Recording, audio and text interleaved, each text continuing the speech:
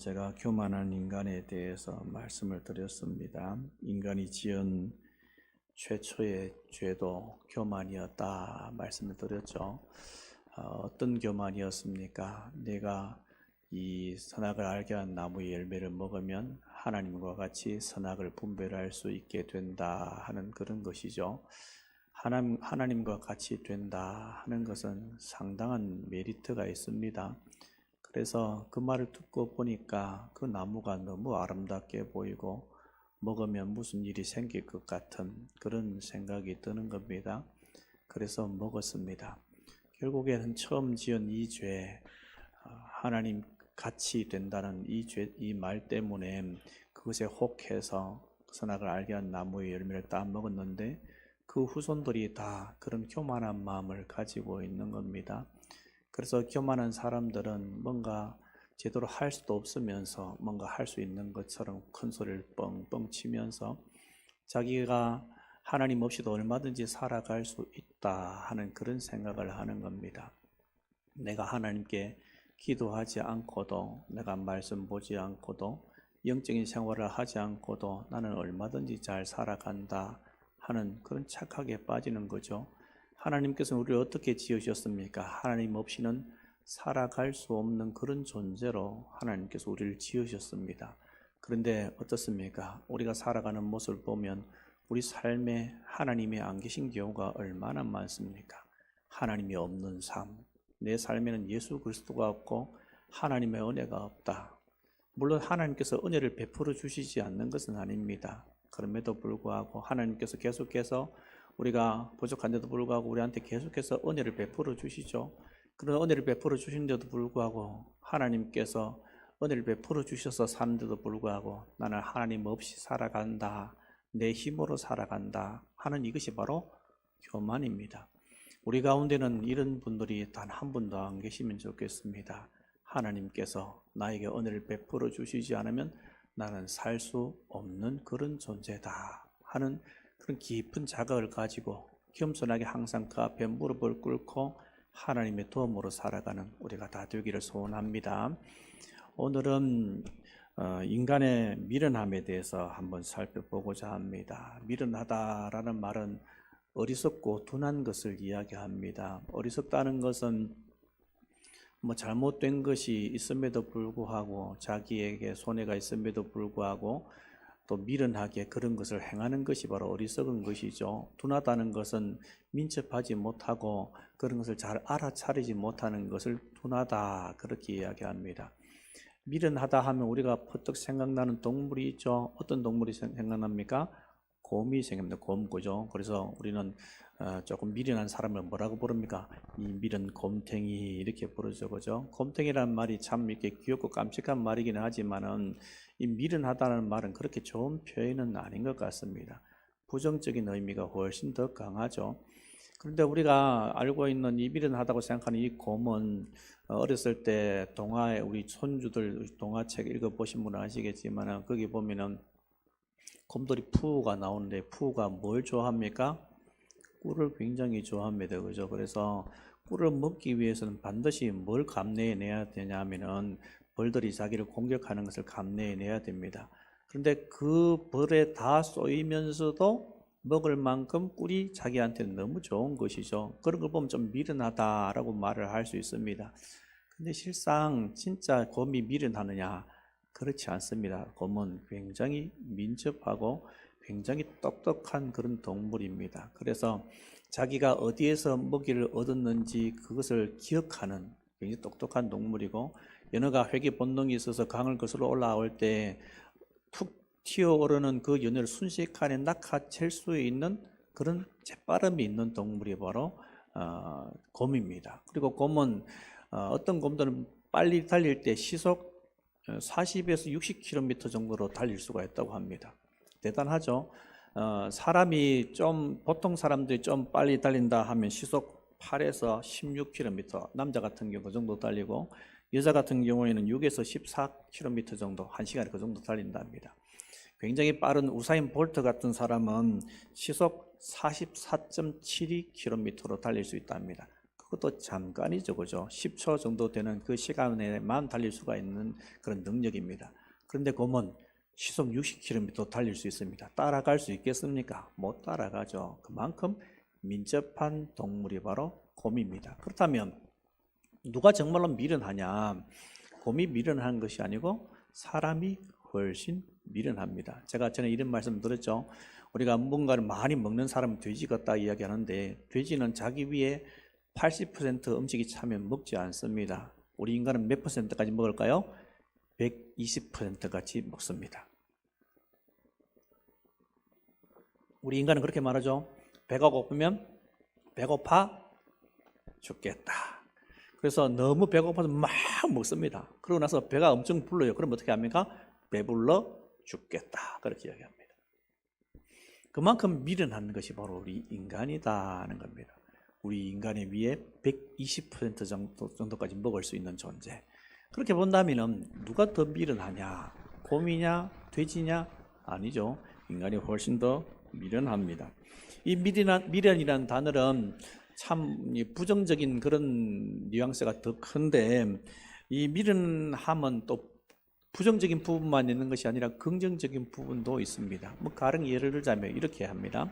한 남자가 한 여자를 미련하게 한 여자만을 계속해서 사랑한다. 이 미련은 굉장히 좋은 것이죠, 그죠? 여러분 남편이 여러분 아내가 나만 사랑하고 나만 바라보면 좋습니까? 안 좋습니까? 아이고 목사님 이제 질립니다. 좀 그만 봤으면 좋겠습니다. 뭐 그렇게 말할 수도 있겠지만은 말이 그렇지 한 사람만 사랑한다는 것은 굉장히 좋은 미련입니다. 그리고 이 사람이 어떤 사람이 일을 맡으면 미련하게 끝까지 그 일을 다 한다. 뭐 그런 거죠. 그리고 미련하게 한 사람을 계속해서 믿는다. 부모들이 보면 자식을 미련하게 계속해서 믿죠. 제 자식이 그럴 리가 없습니다 하는 그런 이야기를 종종 합니다. 그만큼 미련하게 믿는 겁니다. 이런 미련 때문에 자식이 나쁜 길로 갔다가도 다시 돌아오죠. 내가 집에 가면은 나를 그래도 믿어주고 반겨주고 안아주고 내가 부족한 게 있어도 내가 잘못한 것이 있어도 그 모든 것을 다 넉넉하게 받아주는 엄마 아빠가 계시다 하면 집 나간 사람은 집 나갔더라도 반드시 돌아오게 되어 있습니다. 그런데 집을 나갔는데 이렇게 생각하는 겁니다. 우리 집에 가면 집구석에는 내를 알아보는 사람이 아무도 없다라고 생각되면 집에 안 돌아갑니다. 그죠? 그런 것처럼 이렇게 미련하게 누군가를 지그시 사랑하고 미련하게 누군가를 계속해서 믿어주는 것은 굉장히 긍정적이고 좋은 것입니다. 이전에 제가 청년 때 섬겼던 교회에서 중고등부 학생들을 가르치는 교사를 했습니다. 토요일에 모여가지고 일을 하다가 모임을 끝내고 이제 한 여학생이 이렇게 말하는 겁니다. 나 무슨 과자 먹고 싶어 이렇게 이야기를 했습니다. 그 이야기를 들은 한 남학생, 그 여학생의 오빠입니다. 이 오빠가 내가 사다 줄게 하고 나갔습니다. 그런데 교회 앞에 큰 슈퍼가 하나 있거든요. 갔다 오는데 10분도 안 걸립니다. 5분도 안 걸립니다. 그런데 30분이 지나도 안 오는 겁니다. 한참 기다렸는데 1시간이 되었는데 1시간이 되어도 안 오는 겁니다. 나중에 결국에는 1시간 20분 30분 지나서 이 아이가 왔습니다. 뭐 사가지고 왔을까요? 그 과자를 사가지고 왔습니다. 왜 오래 걸렸느냐 물어보니까 교회 앞에 큰 슈퍼에 가니까 그게 없더래요. 그 과자가 신상품이었거든요. 그러니까 이 시중에 많이 풀리지 않은 그런 상태였기 때문에 이 과자를 찾기 위해서 걸어서 30분이 넘는 거리를 갔다가 온 겁니다. 그러니까 여러 군데를 막 들른 거죠, 계속해서. 그렇게 해서 1시간 30분 만에 왔습니다. 참 미련하게 보이죠, 그죠? 그런데 이 미련하게 보이는 이 사람은 어떤 일을 맡기게 되면 좌도 우도 돌아보지 않고 그 일을 계속하는 사람입니다. 어떻게 보면은 요즘과 같은 그런 숫자 이런 것들을 효과를 잘 내는 사람들을 높이는 그런 사회 속에서 정말로 필요한 모습이 아닌가 하는 그런 생각이 듭니다. 그런데 인간이 이런 좋은 쪽으로 미련한 마음을 가지고 있으면 참 좋은데 좋지 않은 쪽으로 그런 모습을 보이는 경우가 너무 많다는 겁니다. 하나님께서 우리를 보실 때 과연 어떤 마음을 가지실까요? 답답하겠습니까? 속이 시원하겠습니까? 여러분 생각이 어떻습니까? 한번 스스로 반문해 보십시오. 하나님께서 나를 보실 때 과연 나를 보실 때 어떤 마음을 가지실까?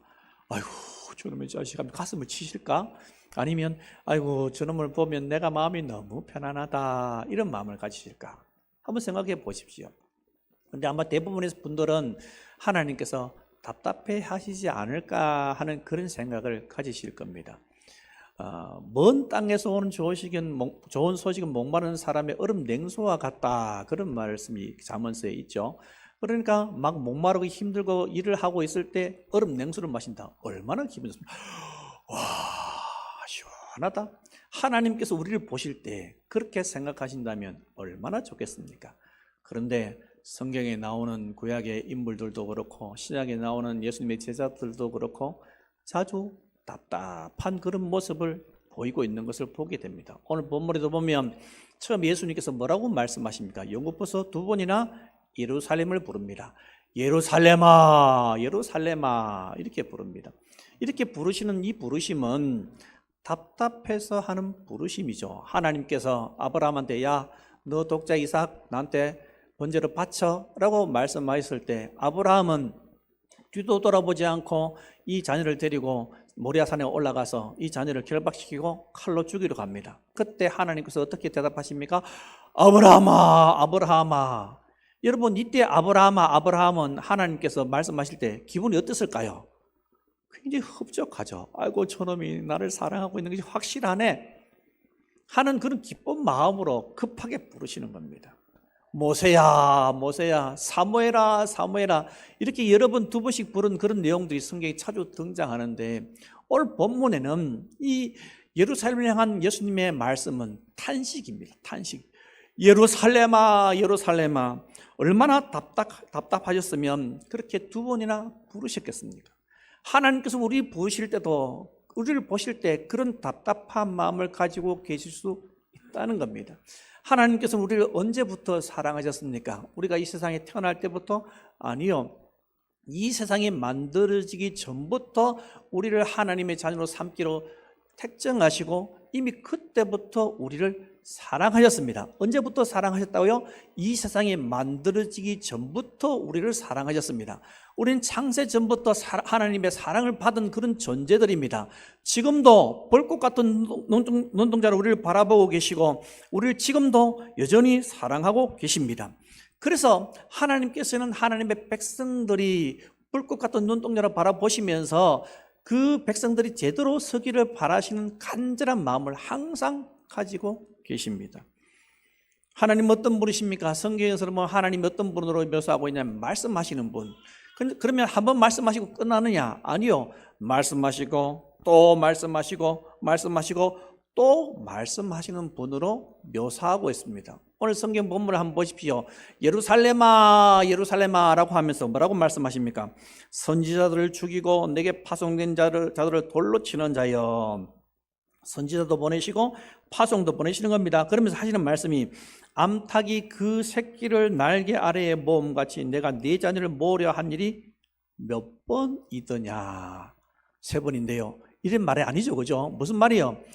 굉장히 자주 여러 번 이 사람들을 모으기 위해서 이 사람들을 하나님의 날개 아래에 모으기 위해서 계속해서 말씀하신 것을 말씀하고 있습니다. 너 거리로 가면 안 돼 라고 한 말씀하고 나서 끝나는 것이 아니라 계속해서 말씀하시는 겁니다. 야, 너 거리로 가면 거기 끝은 멸망뿐이야. 거리로 가면 안 돼. 네가 그것이 좋은 것 같지만 지금은 좋은 것 같지만 그게 좋은 게 아니야. 어찌하여 너 죽으려고 그래? 왜 그렇게 가고자 하느냐 하면서 하나님께서는 계속해서 우리한테 말씀하시고 또 말씀하시는 그런 분이십니다.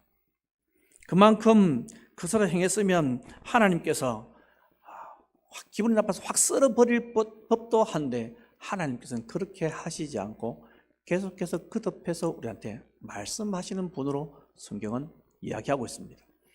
대표적인 경우가 어떤 경우입니까? 이스라엘 백성들이 출애굽하고 난 다음에 이 사람들이 출애굽하면서 광야에서 살면서 하나님의 능력을 계속해서 체험하면서 살았습니다. 그 애굽에서 나오면서 가지고 왔던 음식이 딱 떨어졌을 때 하나님께서 매일 뭘 주셨습니까? 만나를 주셨습니다. 그들이 광야에 살면서 씨를 뿌렸습니까? 이 사람들이 씨 뿌리고 그것을 갖고 왔습니까? 아무것도 한 것이 없습니다. 그런데 매일매일 먹을 것이 생기네요. 여러분, 이 기적입니까? 아닙니까? 기적이죠. 놀라운 기적이죠. 매일매일 내가 일을 안 하는데도 매일매일 먹을 것이 생겨요. 기적이죠. 매일매일 하나님의 기적을 체험하면서 살아갔던 사람입니다. 낮에는 하나님께서 구름기둥으로, 밤에는 불기둥으로 늘 함께 계신 하나님. 여러분, 그건 기적이죠. 그 기적을 매일매일 체험하면서 살아가는데도 불구하고 이들은 하나님께서 싫어하시는 하나님의 그 원수처럼 그렇게 살아갔던 경우가 얼마나 많습니까? 모세가 한 번은 시내산에 올라가서 하나님께로부터 십계명을 받기 위해서 올라갔습니다. 며칠이 걸렸습니까? 40일 걸렸습니다. 자, 모세가 40일 후에 내가 내려오겠다 말하고 올라간 것도 아닙니다.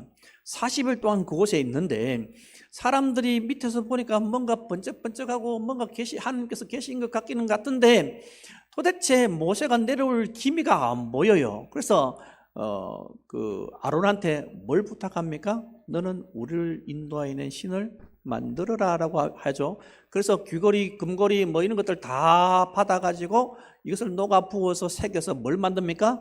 금송아지를 만듭니다. 이 금송아지를 만들고 아론이 뭐라고 이야기합니까? 봐라, 이것이 너희를 애굽에서 인도하는 하나님이다. 그렇게 이야기했습니다. 여러분, 기가 막히지 않습니까? 그렇게 하나님께서 기적들을 많이 베풀어 주셔서 하나님께서 얼마나 위대하신 분이시고 하나님만이 참시는 것을 사람들한테 분명히 보여주시는데도 불구하고 이들은 거짓 것을 만들어서 섬겼습니다.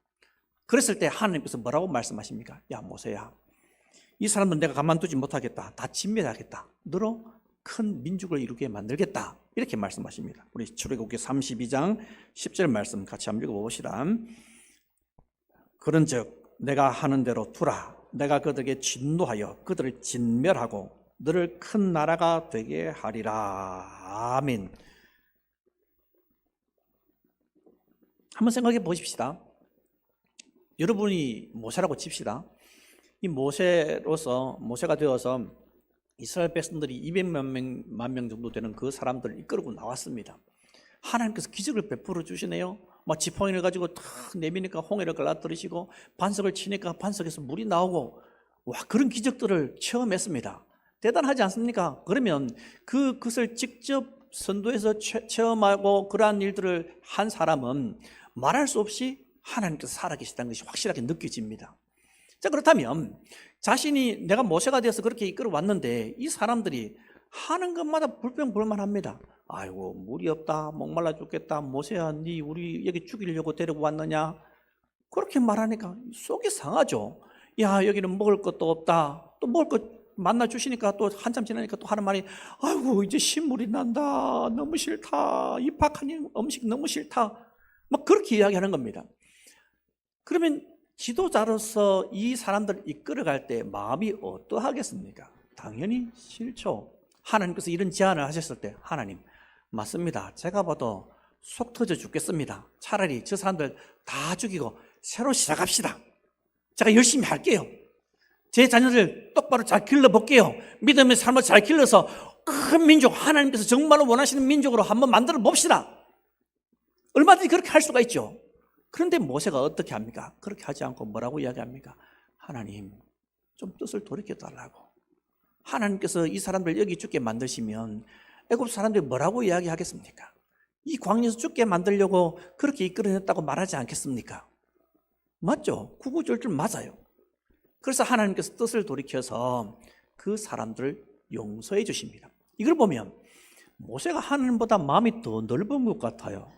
그런데 사실은 그렇지가 않죠. 모세가 그렇게 말한 것은 그 모세의 마음은 사실은 하나님의 마음입니다. 하나님께서 뭘 원하십니까? 악한 자라도 멸망하지 않고 살아나기를 원하시고, 하나님은 악한 자라도 하나님 말씀을 듣고 그 말씀 앞에 무릎을 꿇고 돌이키기를 원하십니다. 이 이스라엘 백성들, 지지리도 말 듣지 않고 답답한 이 이스라엘 백성들을 하나님께서는 올바로 세우기를 원하십니다. 그래서 뭐 하시는 겁니까? 그들에게 부지런히 선지자를 보내주시고 또 그들의 믿음의 지도자들을 통해서 계속해서 말씀하시는 겁니다. 그런데 그 반응을 보면 정말로 형편이 없습니다. 민수기 14장 11절에서는 이렇게 말씀하고 있습니다. 민수기 14장 11절 말씀 같이 읽겠습니다. 여호와께서 모세에게 이르시되 이 백성이 어느 때까지 나를 멸시하겠느냐. 내가 그들 중에 많은 이적을 행하였으나 아멘. 여호와께서 모세에게 이르시되 이 백성이 어느 때까지 나를 어떻게 하겠느냐? 멸시하겠느냐. 여러분, 만약에 이곳에 경찰서장이나 혹은 굉장히 높은 사람이 와 있으면 우리가 그분을 멸시할 수 있습니까? 무서워요. 함부로 할 수가 없습니다. 그런데 이 사람들은 뭐 했다고요? 하나님을 멸시했다라고 이야기하고 있습니다. 이만큼 이스라엘 백성들은 답답한 그런 존재들입니다. 하지만 하나님께서는 이들이 망하기를 원하시지 않고 그들에게 계속해서 선지자들을 보내시고 영적 지도자들을 통해서 계속해서 말씀하십니다. 그런데 문제는 무엇입니까? 이 말씀을 계속해서 듣는데도 불구하고 이 사람들은 말씀을 거부한다는 겁니다. 오늘 본문 말씀 한번 보십시다. 본문 말씀에 보면 예루살렘아 예루살렘아 하고 탄식하시고 난 다음에 내가 네 자녀들을 날개 암탉이 새끼를 날개 아래 모은 같이 너희 자녀들을 모으려 하는 게 내가 몇 번이더냐라고 하면서 마지막에 뭐라고 이야기하고 있습니까? 그러나 너희가 뭐 했다고요? 원하지 아니하였다라고 말씀하고 있습니다. 여러분, 진짜 죽는 것을 아는, 정말로 그렇게 살아가다가 죽는 것을 아는 사람이 그렇게 살아가는 사람한테 어떻게 이야기하겠습니까? 야, 너 그럼 큰일 난데 이거 말겠습니까? 아니죠. 조금 있으면 죽어요. 그럼 어떻게 이야기해야 됩니까? 간절하게 이야기해야 되죠, 그죠? 야, 그리 가면 안 돼. 너 그거 한 번 더 먹으면 죽어. 그거 먹으면 진짜 죽어. 하면서 도시락을 싸가지고 다니면서 말리지 않겠습니까? 그것이 바로 올바른 마음입니다. 하나님께서 이스라엘 백성들이 그렇게 살아가는 끝은 멸망뿐입니다. 하나님을 떠난 인생은 결코 평안이 있을 수 없습니다. 그렇기 때문에 그 망하는 이스라엘 백성들을 향해서 야, 너희들 그리로 가면 안 돼. 너희들 그렇게 살아가면 죽어. 그래서 선지자들이 부지런히 보내시는데 선지자들이 설렁설렁 이야기한 선지자도 물론 있기는 있었습니다. 하지만 대부분의 선지자들은 어떻게 합니까? 피를 토하는 심정으로 그 아버지의 마음을 가지고 하나님의 심정으로 그들에게 하나님의 능력을 선포하고 하나님의 심판을 선포했던 것입니다. 그것이 누구의 마음입니까? 선지자 개인의 마음입니까? 아니요, 하나님 아버지의 마음입니다. 어떻게 하면 내 눈으로 하여금 물이 되게 하고 내 눈으로 하여금 눈물이 그늘이 되게 할고 내 머리를 하여금 물이 되고 내 눈으로 하여금 눈물이 그늘이 되게 할고 그러면 내가 종일토록 망하는 이스라엘 백성을 위해서 울겠다라고 고백했던 그 예레미야의 고백은 아버지의 마음입니다. 하나님 아버지께서는 그들에게 그렇게 멸망받는 쪽으로 살지 않고 돌이키기를 간절히 원하셔서 계속해서 말씀하셨습니다. 그런데 돌아오는 것은 하나님을 멸시하는 것.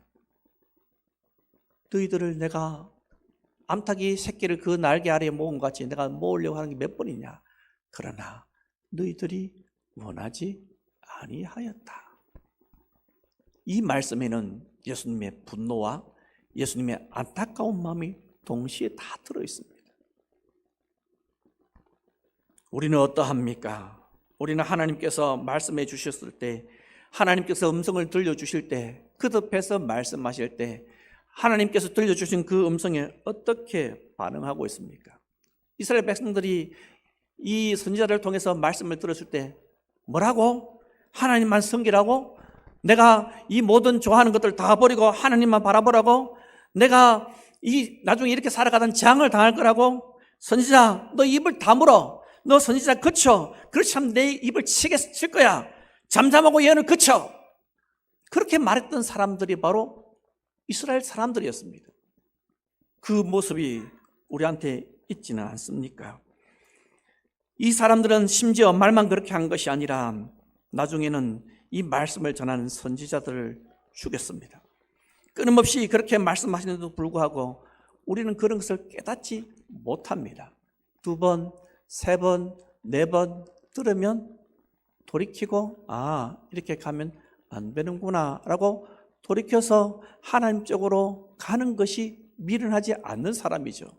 그런데 그 앞에서 하나님께서 말씀하시는데도 불구하고 그 말씀을 거부하고 계속해서 가던 길을 간다면 그 사람이 진짜 미련한 사람입니다. 나중에 마지막 날에 예수님께서 이 땅에 심판주로 오셨을 때 그런 사람들이 이렇게 말합니다. 주님, 저를 언제 돌이키라고 이야기했습니까? 말씀하신 적이 없지 않습니까? 그러면 하나님께서 다 보여주십니다. 사람을 보내주신 모든 장면들을 다 보여주십니다. 그래서 제가 하나님께서 주신 기회를 놓쳤네요, 차버렸네요 하면서 하나님의 심판이 어렵다고 말할 수 없는 그런 처지로 전락하게 될 것입니다. 그래서 인간을 뭐라고 이야기하는 겁니까? 그런 사람을 미련하다라고 말하는 겁니다. 끊임없이 말씀하시고 또 말씀하시는데도 불구하고 전혀 알아차리지 못하는 존재, 그것이 바로 미련한 인간인 겁니다. 더 나아가서 적극적으로 하나님을 대적하고 하나님의 말씀을 전하는 자들을 미워하고 하나님께로 돌이키면 생명인데 도리어 하나님의 원수처럼 살아가는 것이 바로 우리 인간입니다.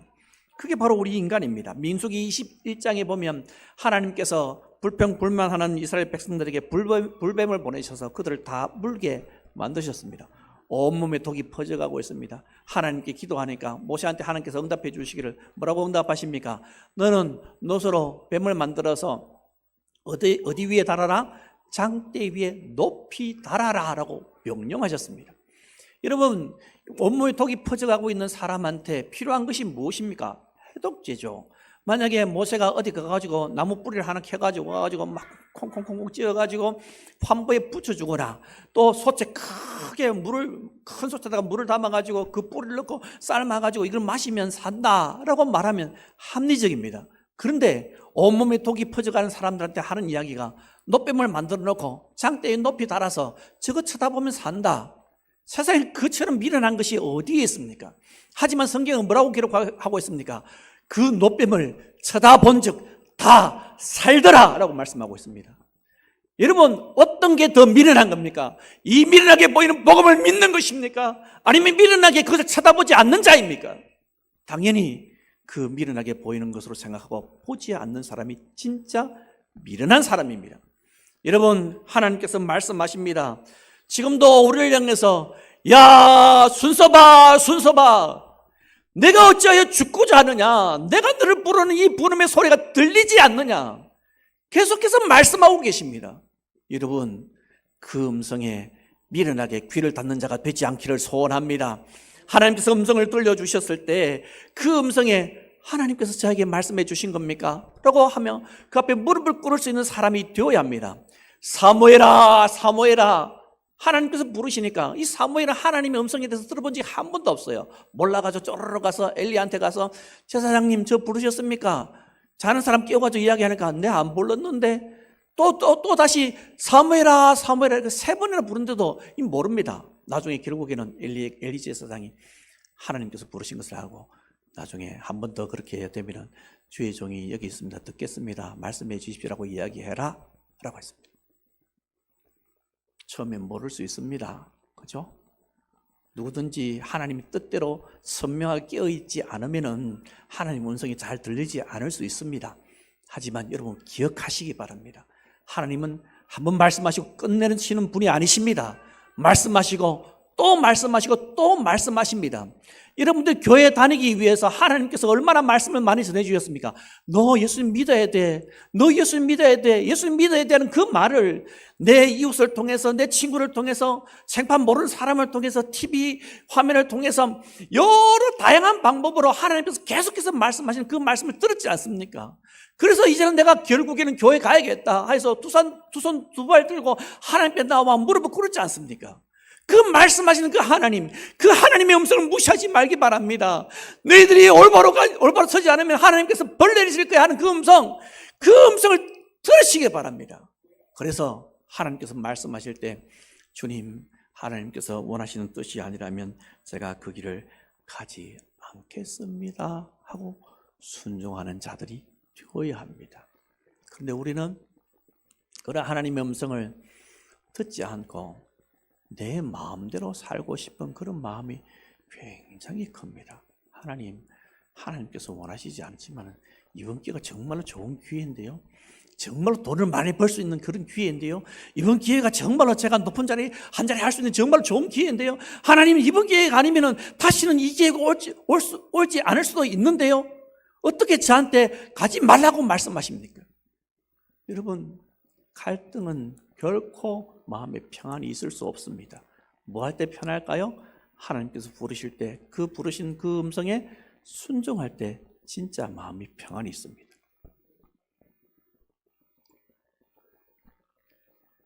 결국에 하나님의 음성에 순종하지 않으면 어떻게 되겠습니까? 38절에 보면 보라, 너희 집이 황폐하여 버려진 바 되리라. 너희 집이 황폐하여 버려진 바 되리라. 이 황폐하다는 것은 집안이 쫄딱 망한다 하는 그런 뜻도 될 수 있지만 그것보다도 우선적으로 영적으로 네 영혼이 황폐하게 될 것이다 하는 그런 말씀입니다. 하나님의 뜻을 거스려 살게 되면 결국에는 이렇게 되는 겁니다. 하나님께서 지금도 여러분에게 들려주시는 음성이 분명히 있는 줄로 압니다. 하나님께서 원하시지 않는 뜻대로 내가 결정을 하게 되면 마음이 편하지가 않고 굉장히 복잡해집니다. 하지만 하나님께서 말씀하시는 그 말씀에 순종하게 되면 거기는 진짜 큰 평안이 찾아옵니다.